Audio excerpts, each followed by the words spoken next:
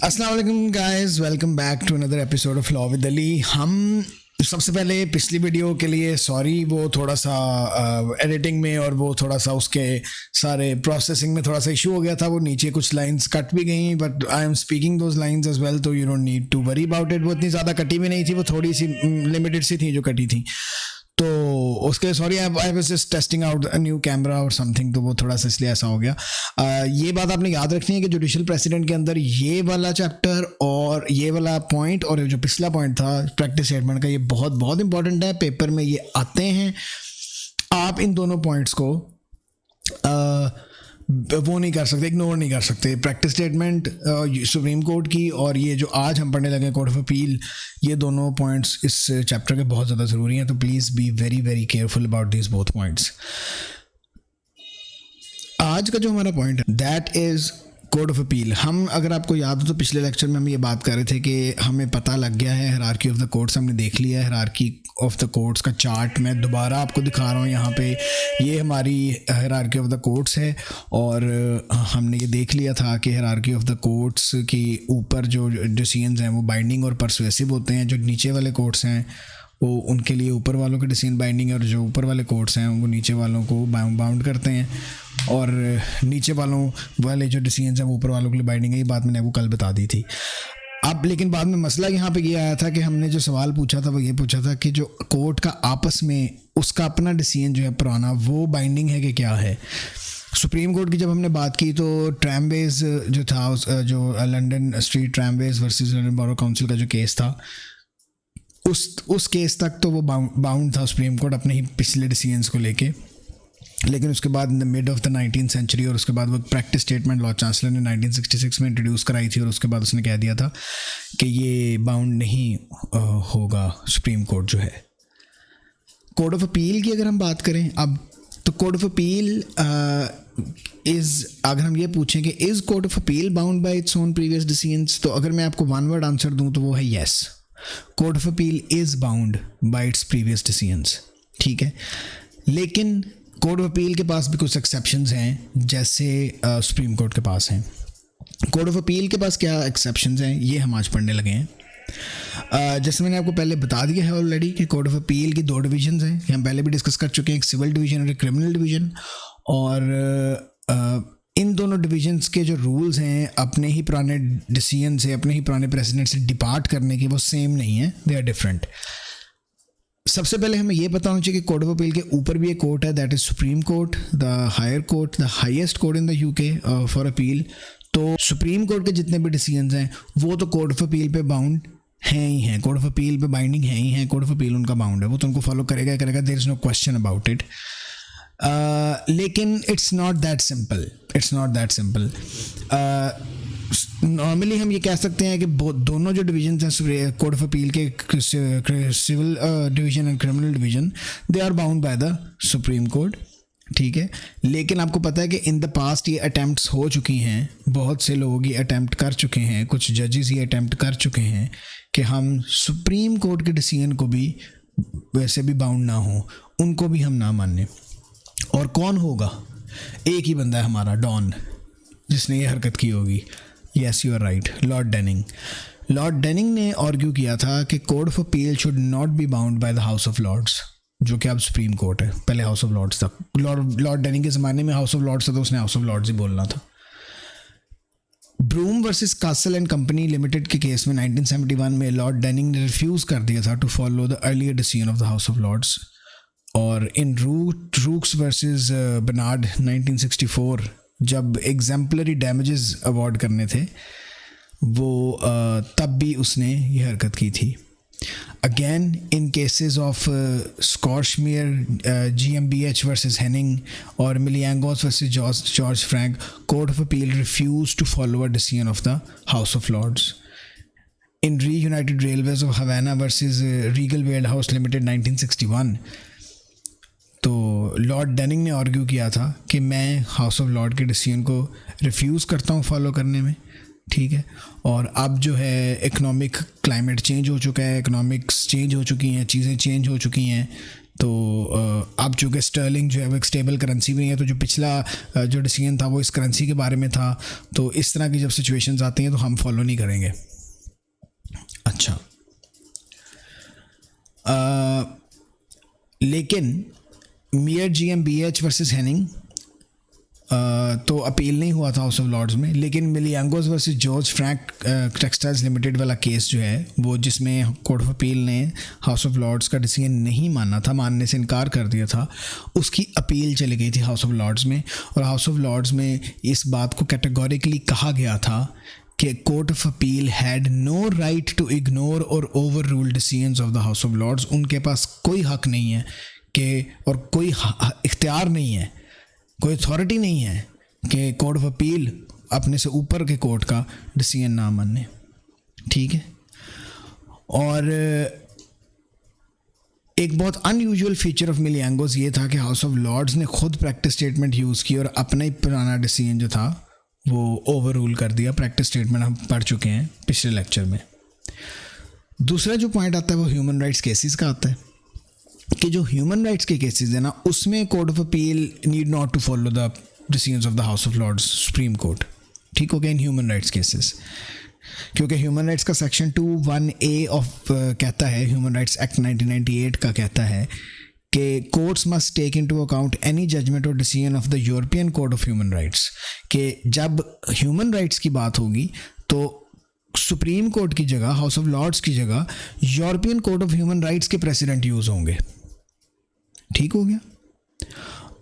जिस तरह एक केस है re Medicaments number 2 Director General of Fair Trading versus Proprietary Associations of Great Britain 2001 में House of Court of Appeal ने refuse कर दिया था हाउस ऑफ लॉर्ड्स का एक डिसीजन आर वर्सेस गो को फॉलो करने से, because it was slightly different from the decisions of the European Courts of Human Rights. तो अगर वो डिफरेंट है तो they had to follow the European Courts of Human Rights in human rights cases only. अब हम बात करते हैं कि सुप्रीम कोर्ट और उसके अपने जो डिसीजंस हैं वो क्या हालात हैं, उसमें क्या कैसे बाइंडिंग है कैसे नहीं। एक बात मैं आपको बता दूं कि ये जो सिविल डिवीज़न और क्रिमिनल डिवीज़न है कोर्ट ऑफ अपील की, ये एक दूसरे को बाउंड नहीं करती। Civil division is not bound by the criminal division is not bound by the civil division. अब जो डेवलपमेंट हुई है ना ये प्रीवियस केसेस की, और ये अब चूँकि एक बात आपने याद रखनी है, practice statement can only be used by the supreme court, ये बात नहीं आपने भूलनी। Practice statement can only be used by the supreme court. Paper में कहीं ये ना लिखा ना कि कोर्ट ऑफ अपील भी प्रैक्टिस स्टेटमेंट यूज़ करता है, हाई कोर्ट भी practice statement can only be used by the supreme court. Anyway, अब ये जो कोर्ट ऑफ अपील है, चूँकि इनके पास प्रैक्टिस स्टेटमेंट नहीं है और ये अपने ही प्रीवियस डिसीजंस पे बाउंड है, तो इनके पास क्या एक्सेप्शन है। इनके पास जब एक्सेप्शंस आई थी, बहुत लिमिटेड एक्सेप्शंस है बट आई थी, ये नहीं है कि इनके हाथ बिल्कुल बंधे हुए हैं। वो young versus Bristol aeroplane company limited 1944 में 3 एक्सेप्शंस इनको मिल गई थी इस केस के अंदर, कि अगर कोर्ट ऑफ अपील अपना पिछला डिसीजन नहीं मानना चाहती तो वो इन 3 पॉइंट्स को अगर पूरा करती है तो वो बेशक ना माने। अगर पिछला डिसीजन इन 3 पॉइंट्स पे पूरा उतरता है तो वो कर सकते हैं, उनके पास थोड़ा सा ऑप्शन है। पहला पॉइंट था कि where there are conflicting decisions in the past, Court of Appeal can choose which one to follow. कि कोर्ट हाउस ऑफ लॉर्ड्स का या सुप्रीम कोर्ट के 2 डिसीजंस हैं, कॉन्फ्लिक्ट कर रहे हैं एक दूसरे से, वो चूज़ कर सकते हैं। नंबर 2, तो जो चूज़ करेंगे उससे दूसरे वाला रिफ्यूज़ कर देंगे। Number 2, where there is a decision of the Supreme Court that effectively overrules a court of appeal decision, the court of appeal must follow the Supreme Court। कि अगर कोर्ट ऑफ अपील का भी एक पुराना president है पड़ा हुआ, लेकिन उसी तरह के एक मैटर का प्रेसिडेंट एक सुप्रीम कोर्ट का भी पड़ा हुआ है, तो फिर वो अपना पिछला प्रेसिडेंट नहीं मानेगी, उसको रिफ्यूज़ कर देगी, सुप्रीम कोर्ट का मानेगी। ये 2 तरीके हो गए जिसमें कोर्ट ऑफ अपील अपना प्रीवियस डिसीजन नहीं मान रहा। तीसरी पॉइंट क्या कह रहा है कि अगर डिसीजन पर इंक्वेरियम है, वही बात है कि केयरलेसली या बाय मिस्टेक वो डिसीजन दिया गया है, तो उसकी वजह से भी कोर्ट ऑफ अपील रिफ्यूज़ कर सकती है अपना पिछला डिसीजन अपना पिछला कोई प्रेसिडेंट मानने से रिफ्यूज़ कर सकती। सिविल डिवीज़न जो थी कोर्ट ऑफ अपील की, जब वो अंडर लॉर्ड डेनिंग थी, they tried to challenge the rule in Young's case. Claim किया था उन्होंने that it had made at the earlier decision it could change it, ठीक है। और लॉर्ड डेनिंग ने गैली वर्सेस ली 1969 में फिर कहा था कि it was a self imposed limitation and we who imposed it can also remove it. Lord Denning आपको पता है, बदमाश आदमी, उसने कहा कि जी ये 3 एक्सेप्शंस हमने ही बनाई है ना, यंग्स वर्सेस ब्रिस्टल का केस हमने ही डील किया है ना, हम इसको रिमूव भी कर सकते हैं, हम जब जो चाहें करें। हमने यंग वर्सेस ब्रिस्टल का केस हमने डील किया, हमने उसको देखा, हम ही रिमूव कर देंगे। अच्छा, अब this view was not shared by other जजेस ऑफ कोर्ट ऑफ अपील, ठीक है, और इसलिए ये व्यू इतना कोई ख़ास रहा नहीं, कोई इतना आगे चला नहीं। डेविस वर्सेस जॉनसन 1979 में the court of Appeal refuse to follow a decision made only days earlier regarding the interpretation of domestic violence, ठीक है। और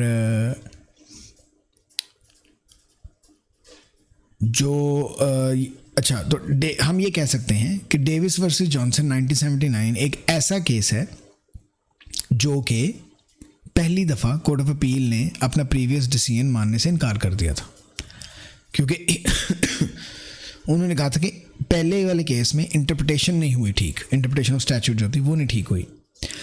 वही केस फिर हाउस ऑफ लॉर्ड्स के पास गया, अपील हुई, और वहाँ पे हाउस ऑफ लॉर्ड्स ने despite agreeing to the actual interpretation of the law, उन्होंने ये रूल कर दिया कि नहीं, कोर्ट ऑफ अपील को अपना पिछला डिसीजन मानना पड़ेगा, वो जो पिछला डिसीजन है वो ठीक है, वो वही माने।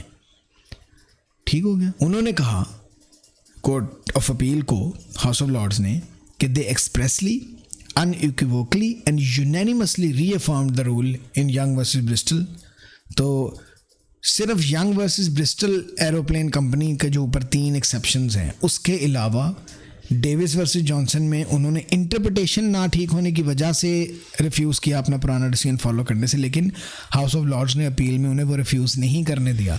उन्होंने कहा सिर्फ वो एक्सेप्शंस चल सकती हैं जो यंग वर्सेस ब्रिस्टल में दी गई थी, उसके अलावा आप नहीं हिल सकते अपने प्रीवियस डिसीजन से, you are bound by your own previous decisions. उसके बाद लॉर्ड डेनिंग रिटायर्ड, और लॉर्ड डेनिंग के बाद कोई ऐसा बदमाश टाइप का जज आया नहीं, तो आज तक जो यंग्स केस है उसको कभी किसी ने चैलेंज आज तक नहीं किया। वो वही 3 एक्सेप्शंस हैं, वही चल रही हैं आज तक टिल दिस डे। अब पर इंक्वेरियम जो है, जिसमें मैंने जो हमने अभी ऊपर पढ़ा कि थर्ड जो पॉइंट था, हमारी थर्ड एक्सेप्शन थी कि अगर रॉन्गली मेड हो कोई प्रेसिडेंट तो वो भी मानने से इनकार किया जा सकता है, सुप्रीम कोर्ट ऑफ अपील उसको रिफ्यूज़ कर सकती है। तो पर इंक्वेरियम के मैं आपको 3 एग्जांपल्स दे देता हूँ। एक विलियम्स वर्सेस फॉसेट है, जिसमें Court of Appeal refuse to follow previous decision, जिसमें क्योंकि वो मिसअंडरस्टैंडिंग से बने हुए थे। रिकर्ड्स वर्सेस रिकर्ड्स है, ठीक है, और रिकर्ड्स वर्सेस रिकर्ड में the court refuse to follow a case it had decided in 1981। Rickard versus Rickard 1989 में आया था, and this was because in the previous case it had misunderstood the effect of a house of lord decision, or even though the court did not follow its own previous decision, Lord Donaldson said that it would only be in rare and exceptional cases that Court of Appeal would be justified in refusing to follow the previous decision। ठीक हो गया। तो Rickards versus Rickards was considered rare and exceptional case, क्योंकि इसके अंदर refuse किया गया था मिसअंडरस्टैंडिंग के बेस पे, और misunderstanding is not one of the 3 exceptions given in the Young's case, Young versus Bristol वाला। ठीक हो गया। उसके बाद आर वर्सेस कूपर जो लेटेस्ट केस है 2011 का, the court of appeal appears to have extended the scope of per incuriam exception. ठीक है, द नैरो और ट्रेडिशनल व्यू पर इंक्वेरियम का जो था वो ये था कि it is only used if the court of जो पिछला पुराना कोर्ट था जिसने डिसीजन दिया हुआ, it failed to take into account all the relevant legislative provisions, और आपने गलत अथॉरिटीज़ और गलत लॉ अप्लाई करके आपने कोई डिसीजन दिया हुआ था, तो चूंकि वो इन एरर बना था डिसीजन, तो कोर्ट ऑफ अपील उसको तो रिफ्यूज़ कर सकता है। लेकिन आर वर्सेस कूपर में इन्होंने पर इंक्वेरियम का मतलब थोड़ा और वाइड कर दिया, थोड़ा और खोल दिया। तो आर वर्सेस कूपर में कोर्ट ऑफ अपील ने इस वजह से अपना प्रीवियस डिसीजन मानने से इनकार कर दिया था और पर इंक्वेरियम का स्कोप वाइड कर दिया था, कि उन्होंने कहा था कि पर इंक्वेरियम में ये भी आता है कि अगर in the previous case the जजेस did not consider all the relevant legislations while making the decisions and which is very important to consider, तो भी पर इंक्वायरियम उन्होंने वो भी पर इंक्वायरियम के अंदर ही डाल दिया। क्योंकि सारी बात है एक्सेप्शन तो वो बढ़ा नहीं सकते, तो वो यही कर सकते कि किसी एक्सेप्शन, जिस एक्सेप्शन का जरा स्कोप वाइड हो सकता है स्कोप वाइड कर दे। एक्सेप्शंस वही हैं 3, उसके अलावा दे कैंट डू एनीथिंग। वो अभी तक चैलेंज नहीं हुई, जैसे मैं आपको ऑलरेडी बता चुका हूँ। अच्छा जी, अब हम कोड ऑफ अपील की क्रिमिनल डिवीजन पे आ जाते हैं। क्रिमिनल डिवीजन में भी यंग्स केस वाली एक्सेप्शन यूज हो सकती हैं, बिल्कुल हो सकती हैं। They can according to those discussed exceptions, court of appeal can refuse to follow its earlier decision। लेकिन criminal के अंदर एक और exception added है, वो है कि if in the previous decision the law has been misapplied or misunderstood, ये एक exception, extra exception क्रिमिनल के अंदर है। क्योंकि क्रिमिनल लॉ में, जैसे मैंने आपको पहले बताया, एक बंदे की लिबर्टी इन्वॉल्व होती है, उसकी फ्रीडम इन्वॉल्व होती है, और इसको रिकग्नाइज किया गया था in R versus Taylor 1950, R versus Gould 1968 and also in R versus Spencer 1985 में। द जजेस said that there should not in general be any difference in the way that precedent was followed in the criminal division and the civil division. ठीक हो गया।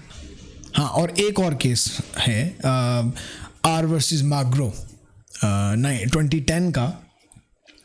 उसमें the Court of Appeal itself pointed out that Simpson had not given it right to overrule a 3-judge panel where the decision had been made after full argument and close analysis of the relevant legislative provisions. In particular, an earlier case should not be overruled when the consequences of doing so would be to the disadvantage of the defendant. उन्होंने कहा था कि अगर defendant की disadvantage के अंदर बात जा रही होगी और सारा डिसएडवांटेज उसका पिछले लॉ को ना फॉलो, पिछले प्रेसिडेंट को ना फॉलो करने की सारी डिसएडवांटेज अगर डिफेंडेंट को ही जा रही होगी, उसको पिछले को ओवररूल नहीं करना चाहिए, उसको फॉलो कर लेना चाहिए। Because fair trial is a right of everyone. तो किसी के एडवांटेज और डिसएडवांटेज के लिए हम पुराना पिछला डिसीजन को रिफ्यूज़ नहीं कर सकते। जो एक्सेप्शंस हमारे पास हैं हम वही यूज़ करेंगे। ये एक्सेप्शन हमारे पास नहीं है कि अगर किसी को डिसएडवांटेज या एडवांटेज हो रही है तो हम पिछला डिसीजन ना माने और अपना नया डिसीजन बना ले। इसके साथ ही हमारा कोर्ट ऑफ अपील और उसकी एक्सेप्शंस भी खत्म हो जाती हैं। उसके बाद हमारे पास जो पॉइंट आता है वो अवॉइडेंस टेक्निक्स आती हैं। अवॉइडेंस टेक्निक्स क्या हैं?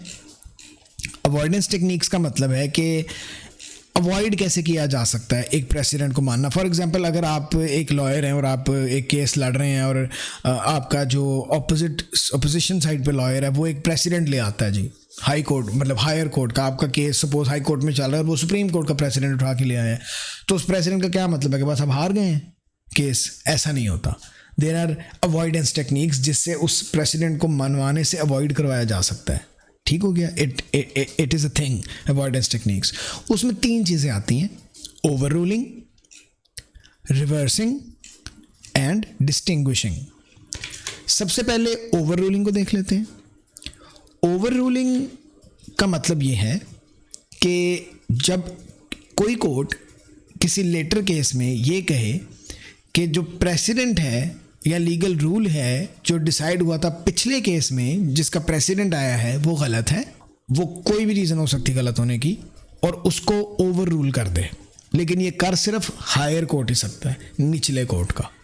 सुप्रीम कोर्ट कह सकता है कि जी हाई कोर्ट का जो डिसीजन है गलत है, तो वो उसको ओवर रूल कर दे कि जी इसको हम नहीं मानते, इसको हम ओवर रूल कर देंगे। ठीक हो गया। और सुप्रीम कोर्ट अपने पुराने डिसीजन भी ओवर रूल ही करती है जब वो प्रैक्टिस स्टेटमेंट यूज़ करती है। ये भी आपने याद रखना है। ठीक हो गया। और पेपर वर्सेस हार्ट 1993 में पिछला डिसीजन ओवर रूल ही हुआ था about using Hansard as an extrinsic aid for statutory interpretation. दूसरा पॉइंट हमारे पास आता है रिवर्सिंग। रिवर्सिंग का क्या मतलब है? रिवर्सिंग का मतलब है कि जब एक हायर कोर्ट इन हायरार्की एक कोर्ट है जो निचले कोर्ट का, लोअर इन हायरार्की का जो के डिसीजन है उसको रिवर्स कर देता है। अब स्टूडेंट मुझसे अक्सर पूछते हैं कि जी ओवर रूलिंग और रिवर्सिंग तो फिर एक ही चीज़ हो गई। एक ही चीज़ नहीं हुई। ओवर रूलिंग का मतलब है कि पिछला जो पॉइंट डिसाइड हुआ था वो एस्पेक्ट, वो रूल ही नल एंड वॉइड हो गया, नया रूल आ गया। रिवर्सिंग का मतलब होता है कि सिचुएशन रिवर्स हो गई है। मतलब आपने कहा गिल्टी, ऊपर वाले कोर्ट ने कह दिया नॉट गिल्टी। आपने कहा ही इज कैसे कहते हैं, ही शुड गिव डैमेजेस, ऊपर वाले कोर्ट ने कह दिया he should not give damages, तो उसको उल्टा कर देना। For example, the court of appeal में disagree with the ruling of high court and come to a different view in law. ठीक हो गया। In this situation, it reverses the decision made by the High Court. The decision of the appeal court will then be substituted that of the lower court. फिर वो ऊपर वाला जो decision बना है, रिवर्स होकर जो बना है, वो माना जाएगा। ठीक हो गया।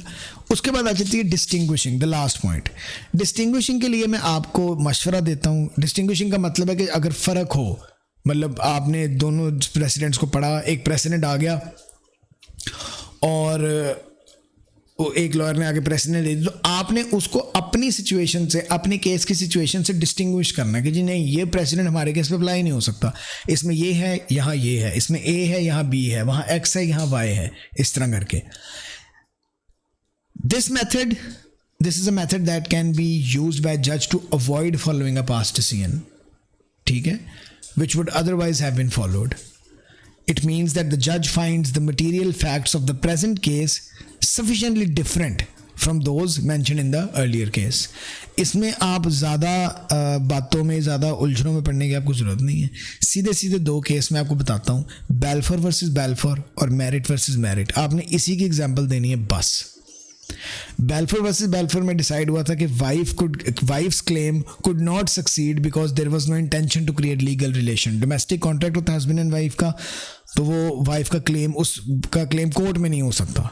लेकिन मैरिड वर्सेस मैरिड में a different decision was reached, क्योंकि मैरिड वर्सेस मैरिड में वो जो हस्बैंड वाइफ थे, उन्होंने एग्रीमेंट करने से पहले डिवोर्स ले ली हुई थी। तो चूंकि उन्होंने डिवोर्स ले ली हुई थी, तो फिर वो हस्बैंड एंड वाइफ थे नहीं। और बैल्फोर वर्सेस बैल्फोर का जो प्रेसिडेंट था, वो हस्बैंड एंड वाइफ का प्रेसिडेंट था। और मैरिड वर्सेस मैरिड चूंकि अब डिवोर्स के बाद हुआ है, तो जज ने कहा कि मैं बैल्फोर वर्सेस बैल्फोर आपके केस पे कैसे अप्लाई कर दूं, you guys are not husband and wife. Balfour versus Balfour में जो केस था, सिनेरियो था, those people were husband and wife. कहने का मतलब ये है कि डिस्टिंग्विशिंग हो गई दोनों केसेस के अंदर। तो बैल्फोर वर्सेस बैल्फोर का जो प्रेसिडेंट था, वो मैरिड वर्सेस मैरिड पे अप्लाई नहीं हुआ।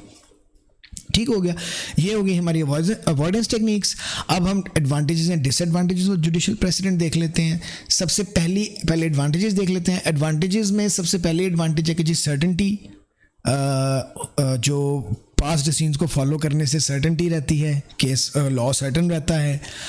Consistency and fairness in the law रहती है, कंसिस्टेंसी रहती है, सिमिलर वे में एक तरह के डिसीजन सिमिलर वे में होते रहते हैं।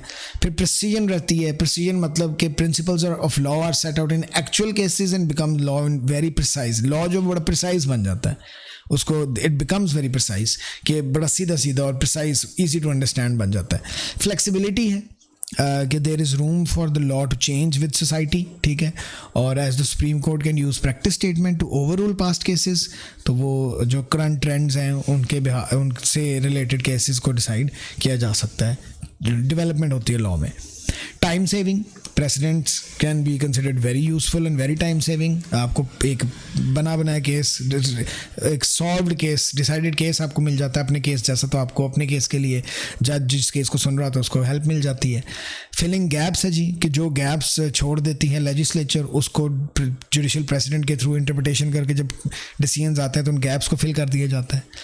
डिसएडवांटेजेस में रिजिडिटी है कि हायर कोर्ट्स के डिसीजंस को ज़बरदस्ती फॉलो किया जाता है। ज़ाहिर बात है, निचला कोर्ट तो नहीं रिफ्यूज़ कर सकता अपने ऊपर वाले कोर्ट का प्रेसिडेंट, तो थोड़ा सा रिजिड हो जाता है, क्योंकि ऊपर वाले कभी कभी बैड डिसीजंस भी होते हैं जो नीचे वालों को मजबूरन फॉलो करने पड़ते हैं। क्योंकि कोर्ट ऑफ अपील से नीचे तो कोई एक्सेप्शंस नहीं है। जो डिविजनल कोर्ट्स हैं 3, चांसरी, फैमिली और क्वींस बेंच, वो अपने प्रीवियस डिसीजन भी बाइंडिंग है और ऊपर वाले भी बाइंडिंग है। उससे नीचे जो कोर्ट है, हाई कोर्ट और देन काउंटी कोर्ट, उधर क्रिमिनल में क्राउन कोर्ट और मैजिस्ट्रेट कोर्ट, ये तो ज़्यादा प्रेसिडेंट बनाते ही नहीं है, और ये भी बाउंड है। ऊपर वाले जितने कोर्ट्स हैं वो सब इनको बाउंड करते हैं कि ये इन्होंने मानने ही मानने ऊपर वालों के डिसीजन। इनके पास कोई एक्सेप्शंस भी नहीं है। एक्सेप्शन सिर्फ कोर्ट ऑफ अपील तक है बस, और एक प्रैक्टिस स्टेटमेंट सुप्रीम कोर्ट के पास है बस। तो रिजिडिटी है। फिर कॉम्प्लेक्सिटी है। 500,000 रिपोर्टेड केसेस होते हैं हर साल। 500,000 रिपोर्टेड, बहुत मुश्किल हो जाता है, समझ नहीं आती कि फलाने पॉइंट पे लेटेस्ट केस का प्रेसिडेंट कौन सा है, कौन सा ओवर हो सकता है कि आपके पास जो हो वो ओवररूल हो चुका हो, आपको पता ही ना हो, और कि जी अगला भी आ गया हुआ है, तो ये बड़ा मुश्किल हो जाता है। इलॉजिकल डिस्टिंक्शंस हैं कि डिस्टिंग्विशिंग करने के लिए बहुत इलॉजिकल डिस्टिंक्शंस बनाते हैं, हेयर स्प्लिटिंग, बाल की खाल उतारते हैं, तो लॉ बहुत कॉम्प्लेक्स हो जाता है। और फिर स्लोनेस ऑफ ग्रोथ है कि जो रिफॉर्म ऑफ द लॉ है वो पॉसिबल नहीं है, क्योंकि जो है केस जो है वो बाइंडिंग उसी को फॉलो किया जा रहा, तो ग्रोथ स्लो कर देता है प्रेसिडेंट, क्योंकि जो बाउंड है वो बाउंड है, उसने मानना ही मानना है। इसके साथ ही हमारा ये चैप्टर ख़त्म हो जाता है। हम अब अगले लेक्चर में अगले चैप्टर के साथ मिलेंगे, जो चैप्टर नंबर 6 है, that is civil courts and civil process. और तब तक के लिए अल्लाह हाफिज़।